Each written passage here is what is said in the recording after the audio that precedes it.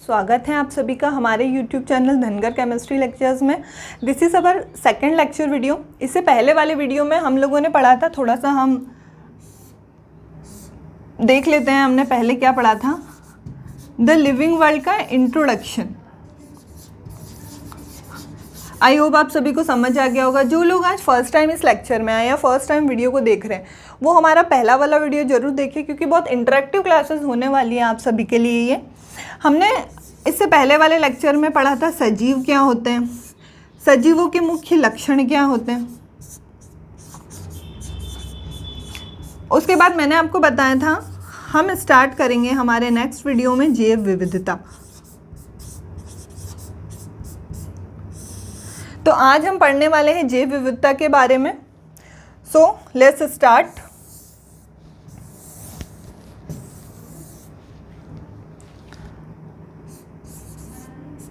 Biodiversity,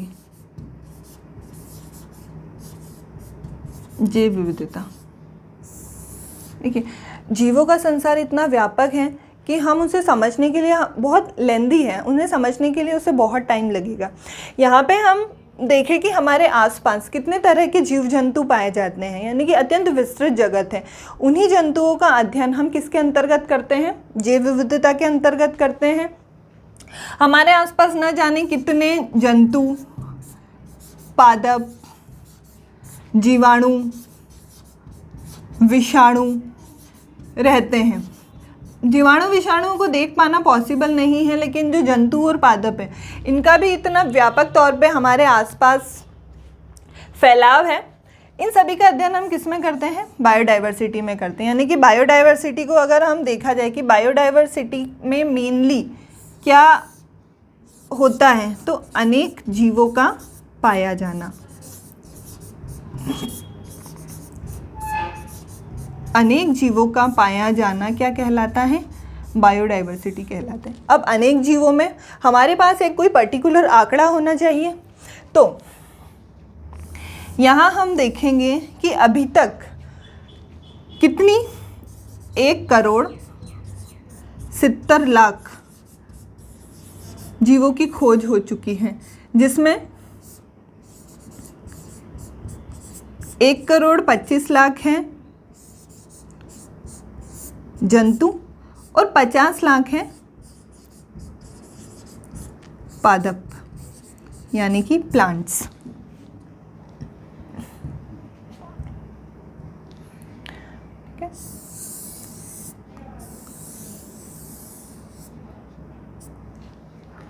जैव विविधता के अंतर्गत हम अध्ययन किनका करेंगे? जंतुओं का, पादपों का, जीवाणुओं का, विषाणुओं का, सारे जितने भी जीव जंतु हमारे आसपास रहते हैं उन सभी का अध्ययन बायोडाइवर्सिटी के अंतर्गत किया जाता है। अनेक जीवों का पाया जाना यानी कि जैव विविधता। अब तक 1,70,00,000 जीवों की खोज की जा चुकी है, जिसमें 1,25,00,000 है जंतु और 50,00,000 है पादप। अब जैव विविधता को समझने के लिए, जैसा कि मैंने आपको पहले बताया था कि बहुत ही अत्यंत व्यापक स्तर पर फैला हुआ है हमारा बायोडाइवर्सिटी। तो इसका अध्ययन करने के लिए जो वैज्ञानिक हैं हमारे, उन्होंने विज्ञान की एक शाखा को उत्पन्न किया या एक शाखा का विकास किया, जिसे कहा जाता है टैक्सोनॉमी, वर्गीकी। और जो इसका अध्ययन करते हैं उनको टैक्सोनॉमिस्ट या वर्गीकी विज्ञ कहा जाता है। वर्गीकी के अंतर्गत हम जितने भी जीव जंतु होते हैं, पेड़ पौधे होते हैं, उन सभी का अध्ययन करते हैं। वैज्ञानिक तरीके से अध्ययन किया जाता है। अब अभी हमें यहाँ पर क्या पढ़ना है? टैक्सोनॉमी। हम टैक्सोनॉमी से स्टार्ट करते हैं।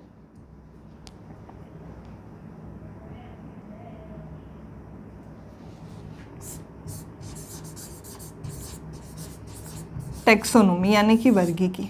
अब टैक्सोनॉमी के जनक, यानी कि ये अगर विज्ञान की शाखा है तो किसी न किसी ने इस शाखा को बनाया होगा और इस शब्द को किसी न किसी ने दिया होगा। तो टैक्सोनॉमी के जनक किसे माना जाता है? अरस्तु को, एरिस्टोटल, ये मैंने आपको कल भी बताया था। और टैक्सोनॉमी शब्द देने वाले थे एपीडी कैंडोले। जी हाँ, एपीडी कंडोले ने ये शब्द दिया था टैक्सोनॉमी, यानी कि वर्गीकी। अब जो एपीडी कंडोले थे, इन्होंने बताया, इन्होंने अपनी book theory of elementary botany, ये इनकी एक किताब थी।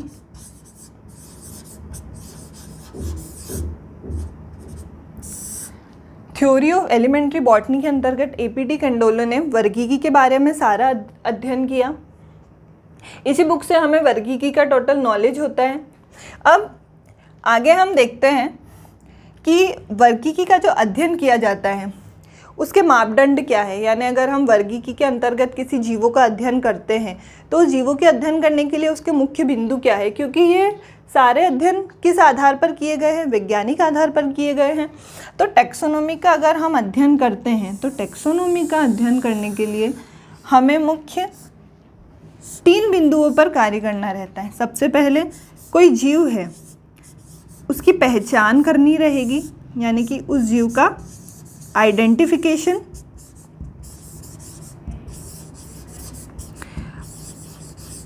पहचान करने के बाद उस जीव का करेंगे नामकरण,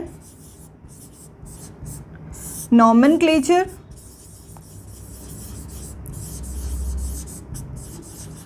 और नामकरण करने के बाद हम उस जीव का क्या करेंगे, वर्गीकरण करेंगे। वर्गीकरण यानी कि क्लासिफिकेशन।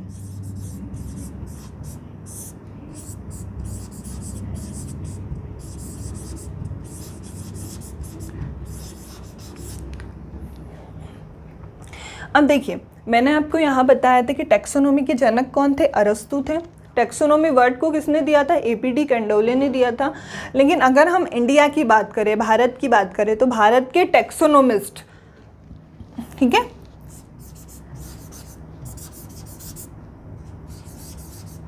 इंडियन टैक्सोनोमिस्ट जिसे कहा जाता है, वो है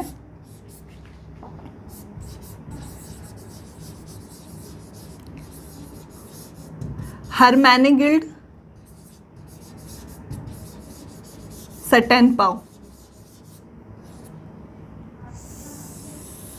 इन्हें इंडियन टैक्सोनोमिस्ट कहा जाता है। ये एक बॉटनिस्ट भी है। अब हम आगे वापस यहाँ आ जाते हैं। देखिए, पहचान, जो वर्गीकी का अध्ययन अगर हम करते हैं तो सबसे पहले हमें क्या करनी है, किसी भी जीव की पहचान करनी है। और किसी भी जीव की पहचान किस आधार पर की जाती है। सपोज आज मैं मेरी और आपकी बात करती हूँ, अगर आपको मुझे पहचानना है तो आप किस आधार पर पहचानेंगे, सबसे पहले तो मैं सजीव हूँ या निर्जीव हूँ। तो अगर कोई जीव है और उसकी पहचान करनी है तो सबसे पहले क्या देखे जाएंगे, उसके लक्षण देखे जाएंगे, यानी कि उसके लक्षण क्या है। और सजीव या निर्जीव यानी कि जंतु या पादप की अगर बात की जाती है तो सबसे पहले किस लक्षण को सबसे पहले देखा जाता है। देखिए, अगर पौधा है, प्लांट है, तो हम क्या देखेंगे, ये स्वयंपोषी है, ठीक है। सबसे मुख्य लक्षण क्या होता है पादपों का, वो स्वयंपोषी होते हैं ना, अपना भोजन स्वयं बनाते हैं। वहीं अगर बात सजीवों की जाए तो क्या वो स्वयंपोषी होते हैं, नहीं। क्या सजीव अपना भोजन स्वयं बना सकते हैं, नहीं, क्योंकि उनमें प्रकाश संश्लेषण की कोई प्रक्रिया नहीं होती है। तो अगर कोई जीव है तो हम उनके लक्षणों में सबसे पहले क्या देखेंगे, वो स्वयंपोषी है या परपोषी है। आज अभी बात हम जंतुओं की करते हैं, सजीवों की करते हैं। तो सबसे पहला लक्षण क्या आएगा उनका, वो परपोषी होते हैं, यानी अपने भोजन के लिए वो किस पे, दूसरों पे डिपेंड रहते हैं, दूसरों पर आश्रित रहते हैं। एक जीव है, उसके लक्षणों में हम देखेंगे वो परपोषी है। सेकेंड, हमारा मेन जो सबसे इम्पॉर्टेंट लक्षण होता है, क्या होता है, कल मैंने आपको बताया था हमारे इससे पहले वाले लेक्चर में कि जो सजीवों की बॉडी होती है वो किससे बनी हुई होती है, कोशिकाओं से बनी होती है। यानी कोशिका हमारी बॉडी का एक स्ट्रक्चरल फंक्शन होता है, यानी एक इकाई होती है, एक ब्रिक्स बोल सकते हैं हम उसे हमारी बॉडी का। तो अगर सजीव है, हम हैं, तो देखेंगे ये एक कोशिकीय है या बहुकोशिकीय है। तो सजीवों का शरीर कैसा होता है, बहुकोशिकीय।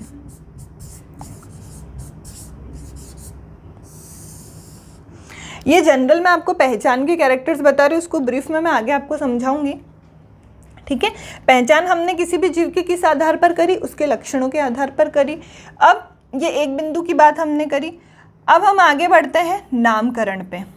तो किसी भी जीव का नामकरण करना क्यों आवश्यक है, यानी कि अगर एक जीव की हमें दूसरे जीव से भिन्नता बतानी है तो हम किस आधार पर करेंगे, नामकरण के आधार पर करेंगे।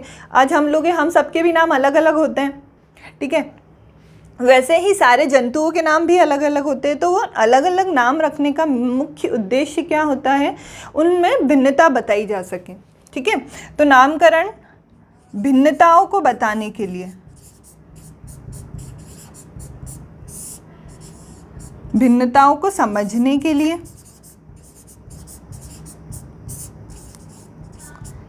किया जाता है। और ये नामकरण किस आधार पर किया जाता है, क्या ऐसा होता है हमारा जन्म हुआ तो हमारा नामकरण हुआ, वैसे ही अगर कोई पौधा हमने देखा या कोई जंतु हमने देखा तो उसका नाम रख दिया, नहीं। इनका नामकरण किस आधार पर किया जाता है, वैज्ञानिक विधि से।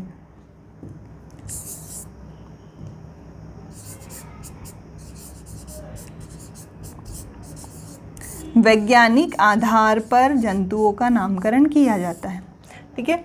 ये आपको छोटा सा समझ आया मुख्य बिंदु वर्गीकी का। उसके बाद आता है क्लासिफिकेशन, यानी कोई जीव है, हमने उसकी पहचान कर ली, हमने उसका नाम रख दिया, अब हमें उसे क्लासीफाई करना है, यानी हमें उसे वर्गीकृत करना है। तो हम किस आधार पर करेंगे, वर्गीकरण हमेशा होता है समानता एवं असमानता के आधार पर।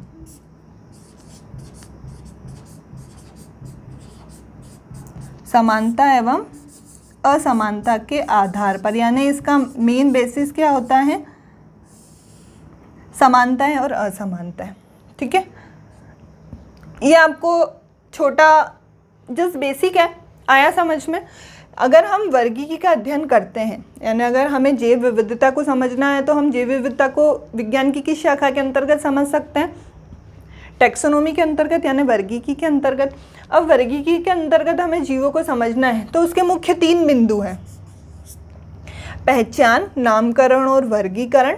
और सबसे एक इम्पॉर्टेंट ध्यान रखने वाली बात ये कि अगर आप वर्गीकी के ये तीनों बिंदु लिखते हैं तो इसका क्रम हमेशा यही होना चाहिए, सबसे पहले पहचान होगी, नामकरण होगा और फिर वर्गीकरण होगा। बहुत बार एग्जाम में सिर्फ इसका क्रम पूछा जाता है, तो ये चीज़ें आपको ध्यान रखना बहुत ज़रूरी है।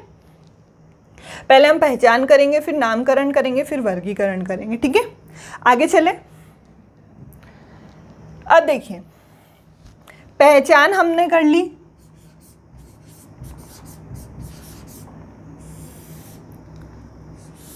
लक्षणों के आधार पर। अब इसके बाद पहले आप समझिए वर्गीकरण, यानी कि क्लासिफिकेशन। तो वर्गीकरण का जो आधार है, पहले कैसे 2 आधार थे, एक प्राचीन और एक है आधुनिक।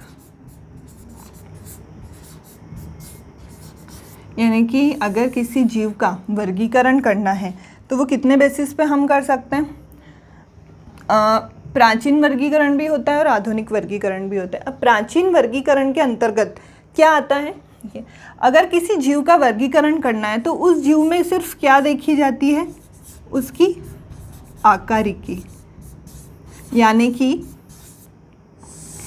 आकारिकी के आधार पर अन्य जंतुओं से उसकी तुलना की जाती है। आकारिकी के आधार पर अन्य जंतुओं से उसका कंपैरिजन किया जाता है, उसकी तुलना की जाती है। आकारिकी मतलब मॉर्फोलॉजी, और ये किस प्रकार की होगी, सिर्फ बाह्य, यानी कि उसका आकार बाह्य आकार के आधार पर।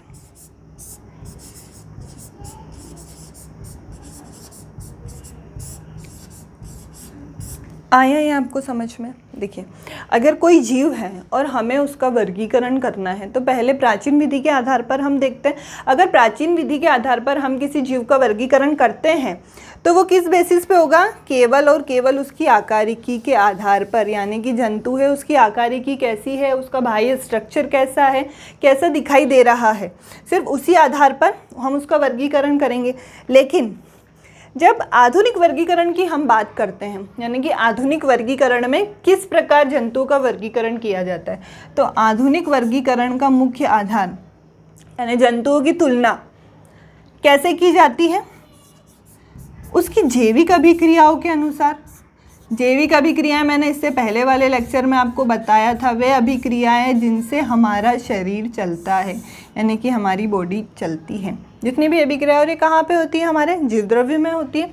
जैविक अभिक्रियाओं के अंतर्गत कोशिकाएं, ठीक है, उसका बाह्य आकार,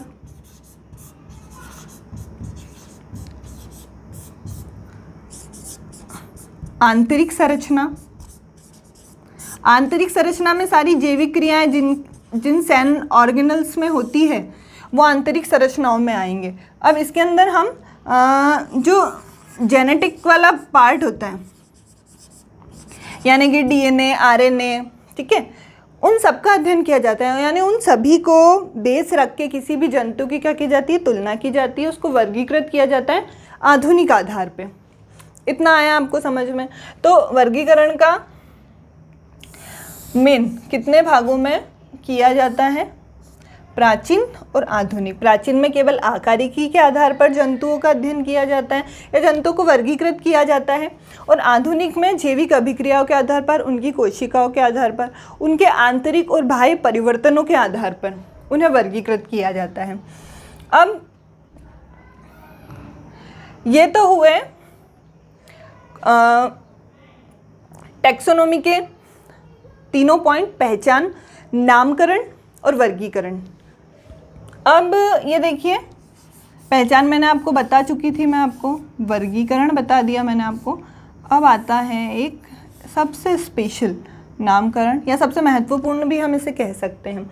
अब देखिए, नामकरण की अगर बात की जाए, हम हमारा एग्जाम्पल लेते हैं, जब हमारा जन्म होता है, ठीक है, जब हमारा बर्थ होता है तो किसी न किसी शब्द से हमारा नाम निकाला जाता है। कौन निकालता है? वो कोई पंडित। वो किस बेसिस पे हमारा नाम निकालता है? तारों के आधार पे, ग्रहों के आधार पे हमारा जन्म कब हुआ। लेकिन क्या हम उस आधार पे किसी जंतु का नामकरण कर सकते हैं? बिल्कुल नहीं, ये पॉसिबल ही नहीं है, क्योंकि इतने सारे जंतु हैं इस संसार में, इस पृथ्वी पे। अगर हर एक का नामकरण कोई अपने हिसाब से करने लगा तो कैसा चलेगा? इसको मैं आपको एक एग्जाम्पल के थ्रू समझाती हूँ।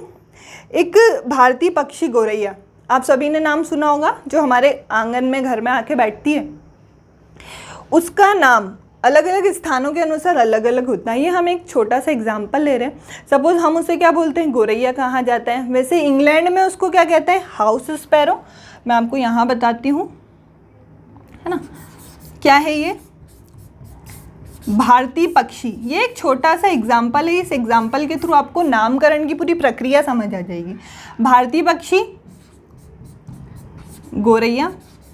अब अलग अलग स्थानों पर उसके अलग अलग नाम हैं। जैसे इंग्लैंड में कहते हैं उसे हाउस स्पैरो,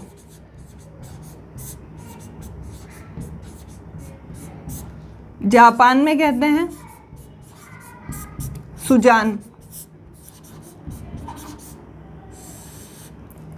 पोलैंड में माऊ। अब आप बताइए कि अगर मैं या आप, हम लोग इंग्लैंड जाते, जापान जाते, पोलैंड जाते, और अगर हमें कभी गौरैया दिखी और हमने कहा देखो गौरैया दिख रही, तो क्या वो हमारी बात समझेंगे? बिल्कुल नहीं, क्योंकि गौरैया तो हम लोग बोलते हैं ना। वैसे ही अलग अलग स्थानों पे इसके अलग अलग नाम हैं। इसी परेशानी को देखते हुए नामकरण की प्रक्रिया को रखा गया। इसमें क्या होता है कि अगर ये गौरैया है तो इसका एक ऐसा वैज्ञानिक नाम वैज्ञानिकों द्वारा बनाया जाएगा जो संसार के किसी भी कोने में मान्य है, यानी हर संसार के हर कोने में गौरैया को सिर्फ उसी नाम से जाना जाएगा। ठीक है, इसे कहते हैं नामकरण की प्रक्रिया। अब ये कैसे होती है वैज्ञानिक विधि से, वो मैं आपको समझाती हूँ। देखिए, नामकरण की नींव रखने वाले या नामकरण बताने वाले सबसे पहले कौन थे? Carolus Linnaeus.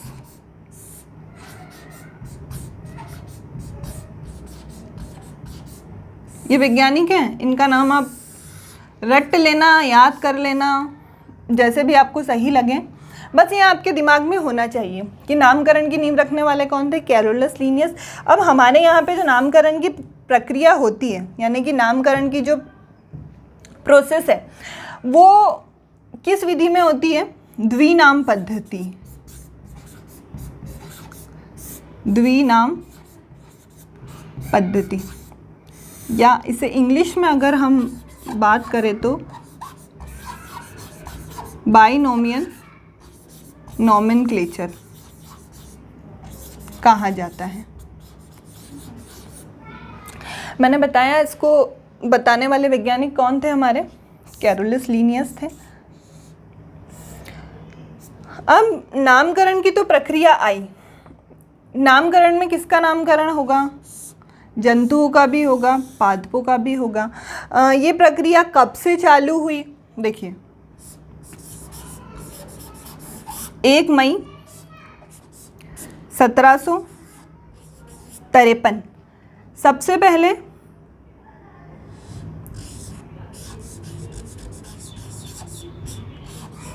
प्लांट्स का हुआ। उसके बाद 1 अगस्त 1758 यानी 1758 में किसका हुआ? एनिमल्स का हुआ। कैरोलस लीनियस ने 2 बुक लिखी जिसमें जंतु और एनिमल दोनों का अलग अलग डिस्क्रिप्शन था, दोनों की नामकरण की पद्धतियाँ अलग अलग थी। इन्होंने अपनी एक बुक जिसका नाम है स्पीशीज प्लांटेरम, इसके अंतर्गत प्लांट्स का नामकरण किया एवं सिस्टेमा नेचुरी,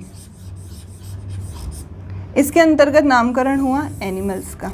यानी कि 1753 से पहले अगर किसी भी पौधे का वैज्ञानिक नाम दिया जाएगा तो वो मान्य नहीं होगा। वैसे ही 1758 के पहले अगर किसी जंतुओं का नाम दिया जाएगा तो वो भी मान्य नहीं होगा। अब इन्होंने क्या बताया था, कैरोलस लीनियस ने अपनी किताबों के अंदर प्लांट्स और एनिमल्स का नामकरण किया।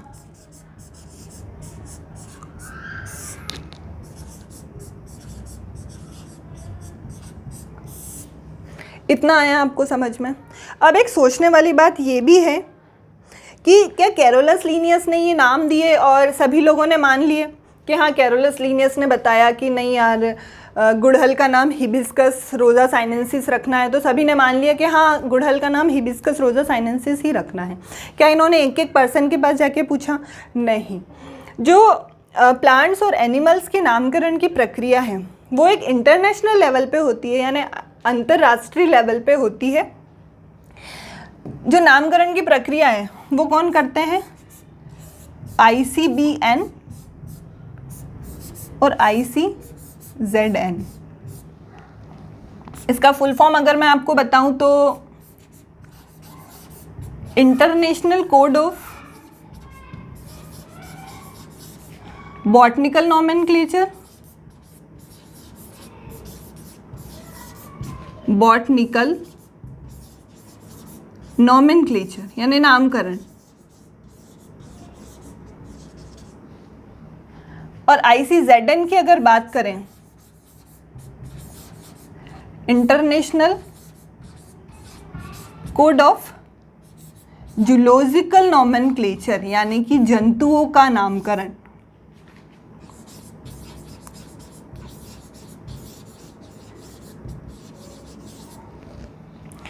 आया आपको समझ में?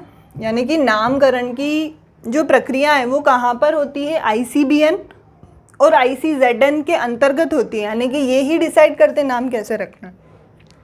अब बाइनोमियल नॉमेनक्लेचर में कैरोलस लीनियस ने बताया कि अगर किसी भी जंतु का या पादप का नाम रखना है तो वो किस बेसिस पे रखा जाता है? वंश और जाति, यानी कि जीनस एंड उसकी स्पीशीज। पहला नाम क्या होगा, वंश को डिनोट करेगा, सेकंड नाम क्या करेगा, जाति को डिनोट करेगा। इसी से रिलेटेड कुछ नियम थे जो अंतर्राष्ट्रीय आधार पर बताए जाते हैं। इसमें ऐसा बताया जाता है ICBN, हाँ, और ICBN लागू कब हुआ था, 1961 में, ठीक है, ये भी आप लोग याद रखिएगा। ICBN और ICZN दोनों। ICBN ने बताया अपने नियमों के आधार पे कि अगर कोई जंतु है, पादप है, यहाँ पे बॉटनिकल नोमेनक्लेचर है तो हम यहाँ सिर्फ पादप की बात करेंगे, यानी सिर्फ प्लांट्स की बात करेंगे। इन्होंने बताया कि अगर कोई पादप है तो उसका जेनेरिक या जीनस और उसकी स्पेसिफिक एपिथेट कैसी हो, डिफरेंट हो, यानी कि अलग अलग हो। आपको थोड़ा सा समझ नहीं आ रहा होगा, मैं बताती हूँ। देखिए, जीनस मैंने आपको बताया था वंश, और स्पेसिफिक एपिथेट यानी कि उसकी जाति। अब यहाँ हम एग्जाम्पल लेते हैं, प्लांट्स का एग्जाम्पल लेना है हमें, तो हम एग्जाम्पल लेते हैं पोटैटो का, यानी कि आलू का।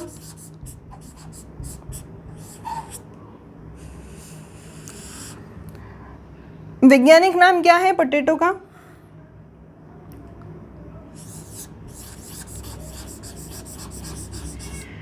Solanum tuberosum. अब ये दो चीज़ें आपको दिख रही है, यहाँ पे सोलेनम क्या है, उसका जीनस है, और ट्यूबरोसम क्या है, उसका एपिथेट है। मतलब ICBN का ये कहना था कि अगर जीनस और एपिथेट है तो दोनों कैसे होने चाहिए, अलग अलग होने चाहिए, दोनों नाम सेम नहीं होने चाहिए। ये नियम था, रूल था, जो हम चाहे वो कह सकते हैं। वैसे ही अब बात की जाए अगर ICZN की, ये बात किसकी हुई थी, ICBN की। ICZN की बात करें,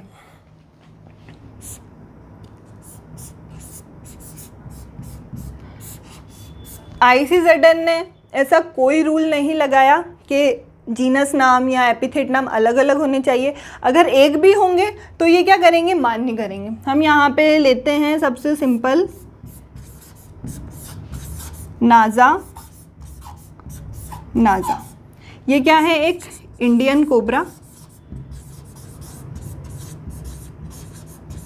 इंडियन स्पीशीज है ये कोबरा की, ठीक है। इसमें ये क्या हो गया हमारा जीनस, ये क्या हो गया एपिथेट। अब यहाँ पे आप गौर कीजिए कि जीनस और एपिथेट दोनों कैसे हैं, एक ही है, नाजा। तो ICZN और ICBN इन दोनों ने अपने अलग अलग रूल्स दिए। नामकरण इन्हीं के आधार पर किया जाता है, लेकिन बॉटनिकल नोमेनक्लेचर में ऐसा होता है कि जीनस का नेम और एपिथेट का नेम दोनों कैसे होते हैं, डिफरेंट होते हैं, यानी अलग अलग होते हैं। और अगर हम जूलॉजिकल नोमेनक्लेचर की बात करें, यानी कि अगर किसी एनिमल की, किसी जंतु की बात करें, तो उसमें क्या होगा, जीनस का नेम और एपिथेट नेम सेम हो सकते हैं। एग्जाम्पल आप लोग यहाँ देख ही रहे हो, पोटैटो और इंडियन कोबरा, यानी कि एक प्लांट का एग्जाम्पल मैंने आपको दिया है, वहीं मैंने एक एनिमल का एग्जाम्पल आपको दिया है। यहाँ पे जीनस और एपिथेट बिल्कुल डिफरेंट है, और यहाँ पे जीनस और एपिथेट दोनों सेम है। लेकिन बायनोमियल नोमेनक्लेचर में एक ध्यान रखने वाली बात ये होती है कि जो इस जेनेरिक नेम और स्पीशीज नेम होता है, उसमें जो जीनस होता है, यानी जो जेनेरिक नेम होता है, उसका फर्स्ट लेटर यानी कि पहला अक्षर कैसा होना चाहिए, कैपिटल, बड़ा। वहीं अगर एपिथेट की बात की जाए तो उसका फर्स्ट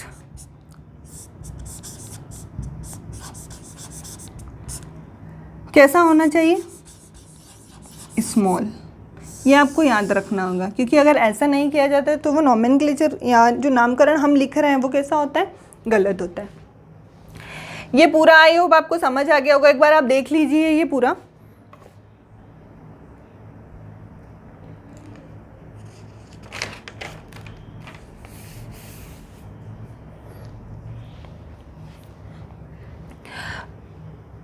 अब आप देखिए, मैंने आपको ये बताया था, ठीक है, टैक्सोनॉमी, वर्गीकी, पहचान, नामकरण और वर्गीकरण, ये 3 बिंदु आपको समझ आ गए। लेकिन इन 3 बिंदुओं के अलावा भी वैज्ञानिकों ने एक चौथे बिंदु को बताया, वो बताऊंगी मैं आपको। चलिए इसे इरेज ही करते हैं थोड़ा।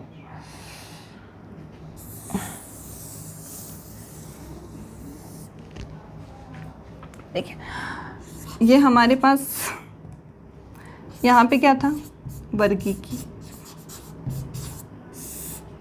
यहाँ पे आप लोगों ने पहला देखा था उसकी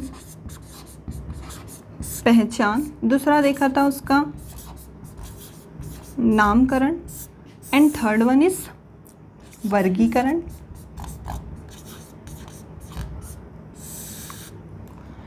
पहचान, नामकरण, वर्गीकरण, आई होप आप सभी को समझ आ गए होंगे। इसके अलावा एक नई सिस्टेमैटिक्स का निर्माण किया उन्होंने। सिस्टेमैटिक्स को हम बोलेंगे, इसमें उन्होंने विकासवादी या विकासवान संबंध को दर्शाया। विकासवाद संबंध को दर्शाने का मुख्य उद्देश्य क्या था, यानी कि अगर किसी नए जीव की उत्पत्ति होती है या कोई नया जीव आता है तो हम उसमें समानता और असमानताओं के आधार पर विभेद कैसे कर सकते हैं। फॉर एग्जाम्पल बंदर। अब यहाँ पे मैंने बंदर का एग्जाम्पल क्यों लिया, आप सभी को पता है हमारे पूर्वज, हमारे एंसेस्टर्स किसे माना जाता है, बंदरों को माना जाता है। अब हम यहाँ पे तुलना करेंगे बंदर की मनुष्य से और मेंढक से। पहले हम बंदर के 3 जनरल कैरेक्टर जो बंदर में होते हैं वो लिखते हैं। मेरुदंड, रीढ़ की हड्डी, स्तन ग्रंथि,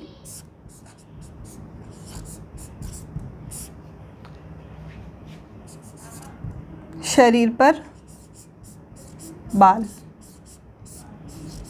बंदर देखा है सभी ने, आए अब देखा ही होगा। ये तीनों उसकी विशेषता है। मेरुदंड वर्टिब्रेट्स में प्रेजेंट होता है, पता ही होगा आप सभी को। अब मुझे बताइए क्या मेंढक में मेरुदंड होता है, रीढ़ की हड्डी, बताइए। जी हाँ, मेंढक में मेरुदंड प्रेजेंट होता है, मनुष्य में भी होता है। रीढ़ की हड्डी तो मनुष्य में पाई जाती है, आप सभी को पता है।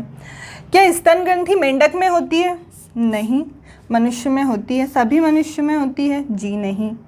शरीर पर बाल मेंढक के नहीं होते हैं, मनुष्य के होते हैं। जी हाँ। तो जीवों को या जीवों की उसकी समानता और असमानताओं के आधार पर, मतलब विकासवाद का संबंध, मतलब जो विकास हो रहा है, विकास के लक्षणों के आधार पर वर्गीकरण करना किस में आता है, सिस्टमैटिक्स में आता है, यानी विकासवाद के संबंध को दर्शाता है। आया आप सभी को समझ में? अब ये तो हो गई हमारी जैव विविधता की बात, वर्गीकरण की बात, वर्गीकी की बात, क्या क्या होते हैं। अब कुछ टैक्सोनॉमिकल एड्स होते हैं। टैक्सोनॉमिकल एड्स, इसे हिंदी में कहा जाता है वर्गीकी सहायता साधन। वर्गीकी सहायता साधन की बात यहाँ क्यों की जा रही है? देखिए, अगर वर्गीकी हम कर रहे हैं, यानी किसी भी जंतु का नामकरण कर रहे हैं, किसी भी पादप का नामकरण कर रहे हैं, उसकी पहचान कर रहे हैं, उसका वर्गीकरण कर रहे हैं और विकासवाद के संबंधों के आधार पर उसका अध्ययन कर रहे हैं, तो कुछ सहायता साधन होते हैं, यानी कि किसी न किसी चीज़ों की हेल्प से ही हमें उसका अध्ययन करना पड़ेगा। तो वर्गीकी सहायता साधन में क्या आते हैं? पहले आता है हर्बेरियम। हर्बेरियम को हिंदी में कहा जाता है पादप संग्रहालय। पादप यानी कि प्लांट्स की बात हो रही है। टेक्सोनोमिकल एड्स में सबसे पहला साधन क्या है हमारे पास? हर्बेरियम यानी कि पादप संग्रहालय। अब इसका उपयोग कैसे किया जाता है? देखिए, अगर हमें किसी भी पादप के बारे में जानकारी प्राप्त करनी है तो उसका कोई भाग, पादप, उसको हम क्या करते हैं? परिरक्षित करते हैं, यानी प्रिजर्व करते हैं। और परिरक्षित करने के बाद हम क्या करते हैं? उसकी पहचान करते हैं, कहाँ से लेकर आए उस स्थान का नाम लिखते हैं।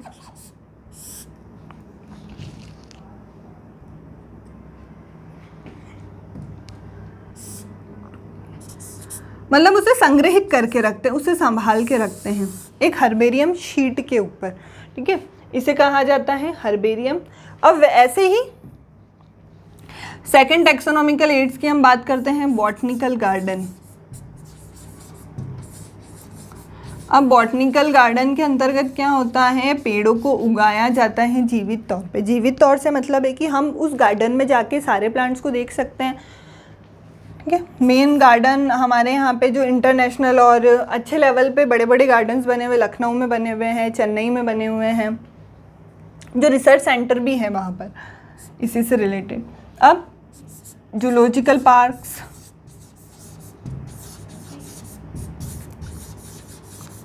जूलॉजिकल पार्क्स यानी कि चिड़ियाघर। यहाँ पर हम जीवों को जीवित अवस्था में रखते हैं, यानी कि वहीं पर उनका कंजर्वेशन किया जाता है। हम वहाँ घूम सकते हैं, उन्हें देख सकते हैं जूलॉजिकल पार्क्स में। उसके बाद म्यूज़ियम यानी कि संग्रहालय। ये कोई स्कूल, कॉलेज, कुछ भी, कहीं पे भी हो सकते हैं। ये अलग से भी संग्रहालय बहुत जगह बने हुए हैं। तो इसमें क्या होता है कि जैसे कोई एनिमल है, कोई पादप है, उसका एक प्रतिरूप तैयार करके रखा जाता है म्यूज़ियम में देखने के लिए, ठीक है। चाहे कीट हुए, कोई प्लांट हुआ, कोई जंतु हुआ, उसे म्यूज़ियम में रखा जाता है, ठीक है। म्यूज़ियम के बाद देखिए, ये ठीक है, ये क्या है? हमारे सारे टेक्सोनोमिकल एड्स हैं, यानी वर्गीकी सहायता साधन। आई होप आप सभी को ये समझ आया होगा जो जो मैंने बताया है। हम एक थोड़ा सा इस सारी चीज़ों को रिवाइज कर लेते हैं। हमने स्टार्टिंग में क्या क्या पढ़ा था? देखिए, सबसे पहले हमने क्या पढ़ा था? जैव विविधता। जैव विविधता के अंतर्गत हमने देखा था कि कितने व्यापक तौर पे जीवों की जातियां हमारी इस पृथ्वी पर फैली हुई है, उसका अध्ययन किया जाता है। और उसका अध्ययन किस में किया जाता है? वर्गीकी के अंतर्गत किया जाता है। वर्गीकी के अंतर्गत अध्ययन करने के लिए हमें किन बिंदुओं पे होके चलना पड़ता है, यानी किन बिंदुओं को ध्यान में रखना पड़ता है? उसकी पहचान करना, उसका नामकरण करना, उसके बाद उसका वर्गीकरण करना और विकासवादी संबंधों के आधार पर उनका अध्ययन करना। नामकरण में हमने देखा था द्विनाम पद्धति,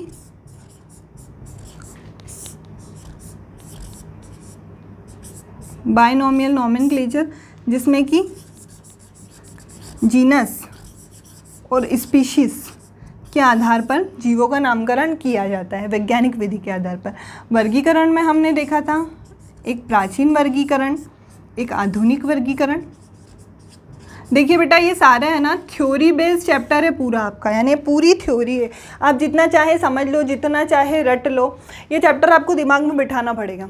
चाहे तो आप सबसे बोरिंग चैप्टर भी मान सकते हो इसको, और चाहो तो सबसे इंटरेस्टिंग चैप्टर भी मान सकते हो, क्योंकि इसमें बहुत सारी नई नई चीज़ें हैं जो आपको जानने को मिली है। इसके बाद हमने पढ़े थे वर्गीकी सहायता साधन, यानी टेक्सोनोमिकल एड्स।